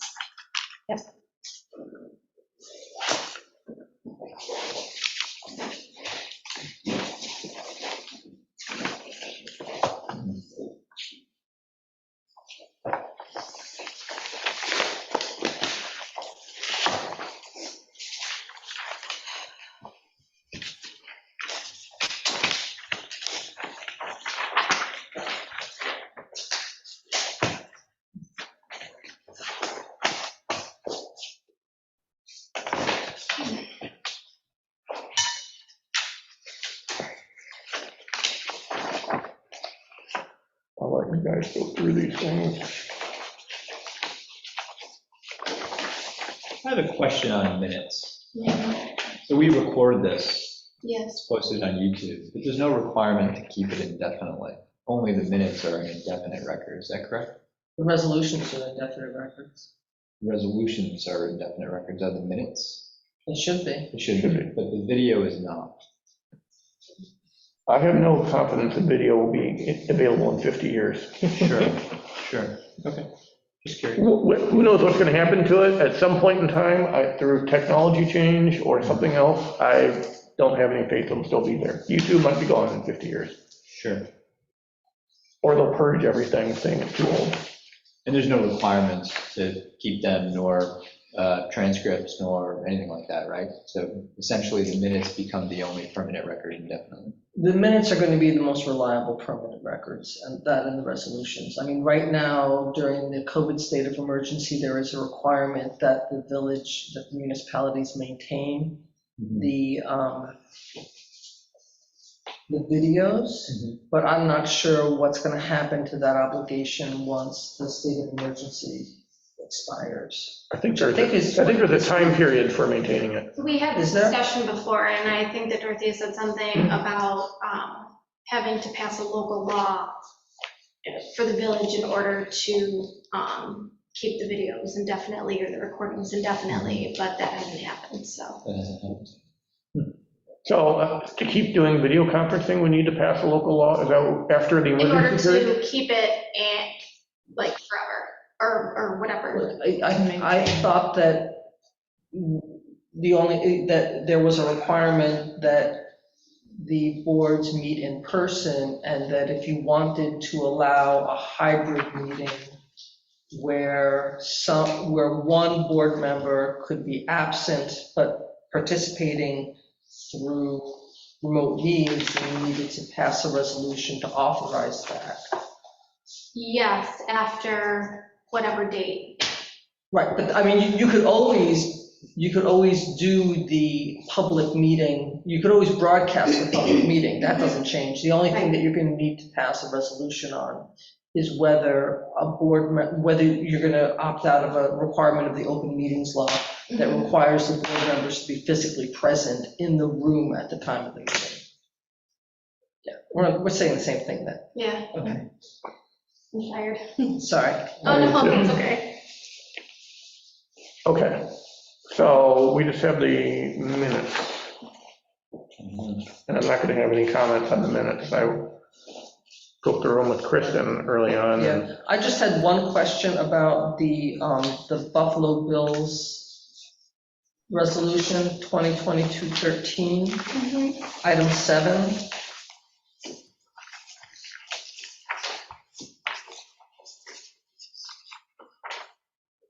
So it says, the question is, the action will be detrimental to the flow of traffic, taking into account the duration and times of the activity. And the answer there is, it may be detrimental to the flow of traffic in a short term. That road and Sutherland are very busy. But was there a word missing there? Should be because that, I didn't understand, Will not be detrimental to the project? Is that the word not needs to be inserted? I think it may, I think the question I had was the part that had to do with that road in Sutherland. I didn't understand that part of the Jefferson sentence. Road and Sutherland? Could be Monroe. No, because they're going up the other. They're going up Jefferson and then They're down Clover. French. Yeah, didn't they go Monroe to Right. French? Yes. Yeah, so it was Oh, down okay, Jefferson, okay. I thought across at Monroe. So maybe just say Monroe and Sutherland, or just keep it as Sutherland. Okay, so maybe it may be detrimental to the flow of traffic in the short term because Sutherland is very busy with traffic, Okay. Yeah, that's. bus traffic during the school year. Yeah, but it's over, right? The school year wasn't going. Would even just put a period after short term, and then just say, Yeah. Sutherland traffic is very busy during the school year. But it's as not- Katie said, it wasn't during. I know it wasn't during the school year, so maybe, I think we were just suggesting that the road is, Oh, more than equipped to handle it and used to Right, it. there you go. Right. I seem to recall that Right. we've said in the past that traffic is no worse than regular school year usage. Right, that's what Oh, we're that's trying to get across. Okay. I just didn't understand the sentence, so whatever you guys intended should be there. Was enough stated that, Kristen, you can sort that out? Maybe, but the residents are used to the Sutherland being very busy during the school year.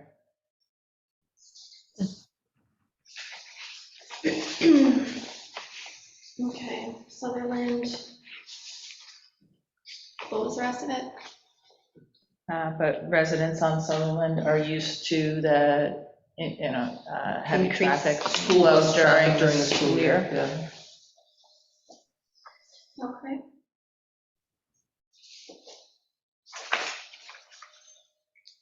They're accustomed to. Mhm. Okay.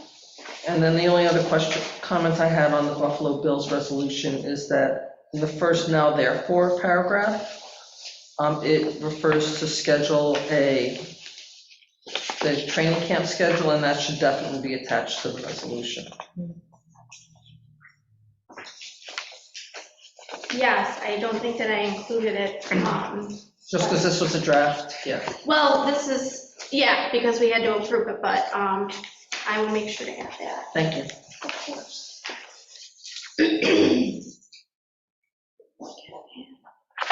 I want to just clarify, anybody else on those minutes? No, I guess I'll just make a motion to adopt the minutes as drafted on July 6th. Second? Hi. Aye. Aye. I'm just gonna hold off because I only attended part of the meeting, so I'll abstain. Okay. Okay. Susan? I, Okay, motion passes. All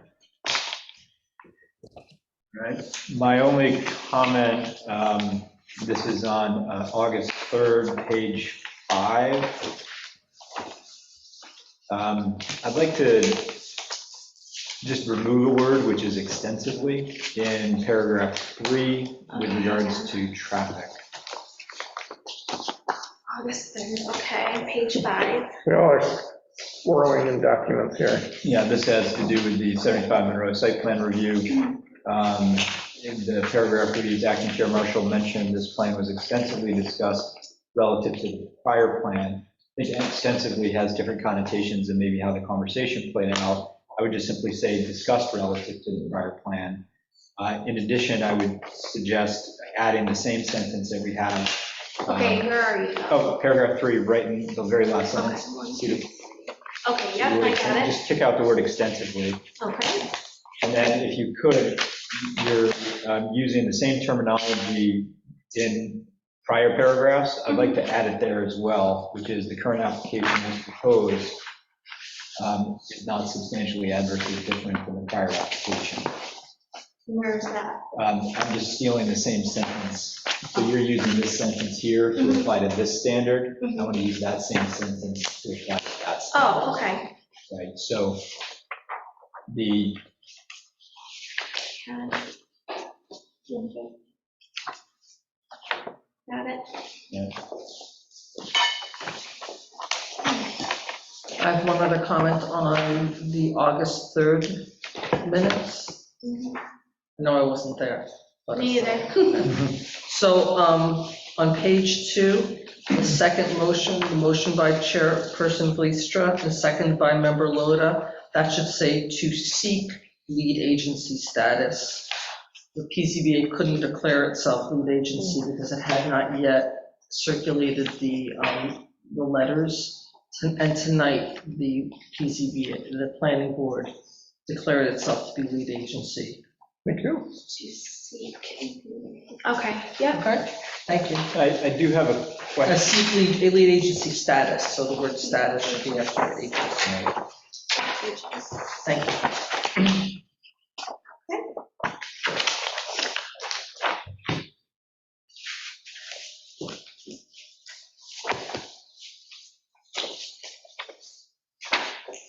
I have one question. It happens to be, well, actually, I'll just make a motion to approve the August 3rd minutes. Well, can I just ask one more question? Yeah, I'm sorry, again, I wasn't there. So the second to last motion on page 6 Mhm. that says to approve the application for site plan approval as amended, blah, blah, blah, subject to conditions related to technical review by our consultants, conformity with the special use permit, and receipt of a certificate of appropriateness determination.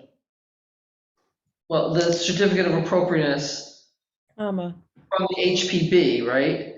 And the determination of consistency with the LWRP, and directing village staff and consultants to draft a proposed resolution for consideration.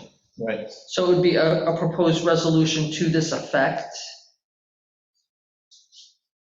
Or, I mean, regarding this motion, I'm not sure, see, I mean, it's kind of, it's a little weird to me. So I'm just not sure, I don't understand how it's reading. And maybe, maybe this is something that we should discuss in attorney-client and then okay. come back to. So, and there was no resolution for this that night. I was Also, not there's no here. resolution. No, there was not one prepared and provided that evening. Right, and I spoke with Jim Burton at Ty Lin afterwards, and he said, oh yeah, they're waiting for something from PCP, and then we can talk about the resolution. So I just didn't My understanding was. understand what happened. Yeah, so my understanding was, we reviewed the conditions of site plan, determined that there was, with regards to these items, what was proposed was not substantially adversely different than the prior application with regards to site plan considerations, and made a motion to move the project forward. But that's not what this says. Right, so did we have anything prepared that evening?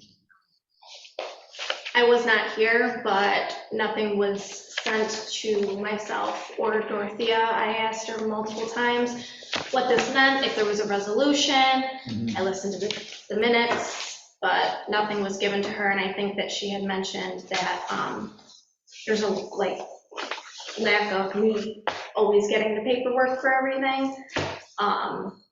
But So let's talk about this after an attorney-client. Yeah, and maybe what we should do is just hold on to the August 3rd meeting minutes until we sort this Yeah. out. At a minimum, after the certificate of appropriateness, there should be a comma and then an and, or just a comma. Right. Well, and I think the whole thing, excuse me, is a little confusing, that's all. Okay. I agree. I have a question about the resolution. Now I can't find it. So LWRP determination for Westport Crossing. And the part where it talks about seeker under the whereas, Mhm. there's something missing because it says on August 9th, 2012, the village board issued a neg deck. Which minutes are you looking at? August 3rd, Okay. and it's the LWRP determination. The date is June 7th, and it's on What page are you on? page 1. June 7th. So the third whereas, where they're talking about the negative declaration, Mhm. I think this came up once before, and there's something missing. So the village board issued a neg deck. Well, PCP didn't challenge that decision. Yeah, it was actually, Mindy, I think we had spoke on this, and it was, the village board issued a pause deck. PCP No. challenged it. No. And then- They issued a negative. And Friends of Pittsford Village challenged the decision.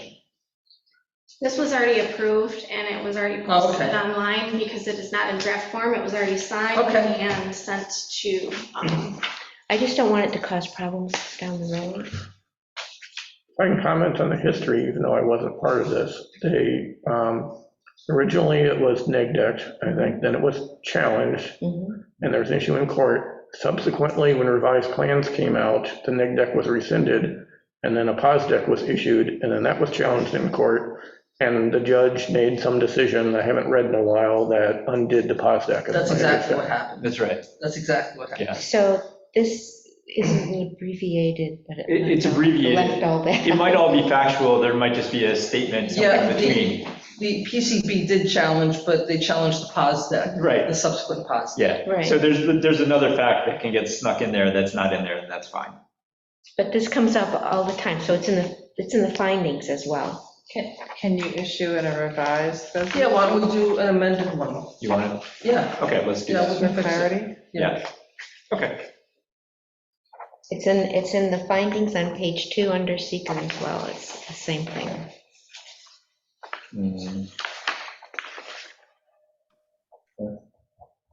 Up top.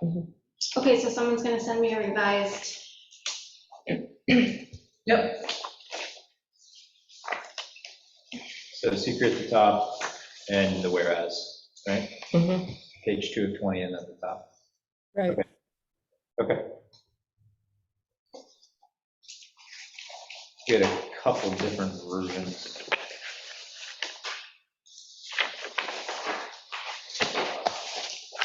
Okay. All right. So we're setting aside August 3rd, and we're going to just issue a revised LWRP with the seeker updates for correct language. Okay. Great.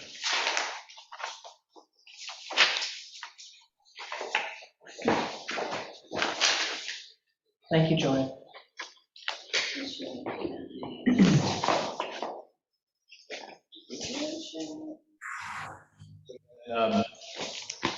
Any other business tonight?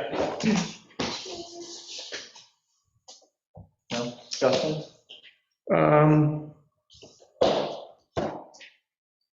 So we're just, so someone is gonna send me a revised resolution for what we just discussed. Yeah, 2022-22, whatever that was. 10, 10. okay. Yeah, and then also clarification on the August 3rd motion. Yeah, Yes. so both those things, two. Clarification, so we'll table these minutes? Yep. Yep.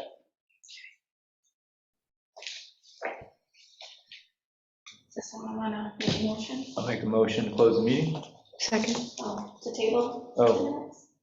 Oh, Do you need a motion for that? I'm so ready. I think we just don't take an action, Okay. that's fine, right? Night all.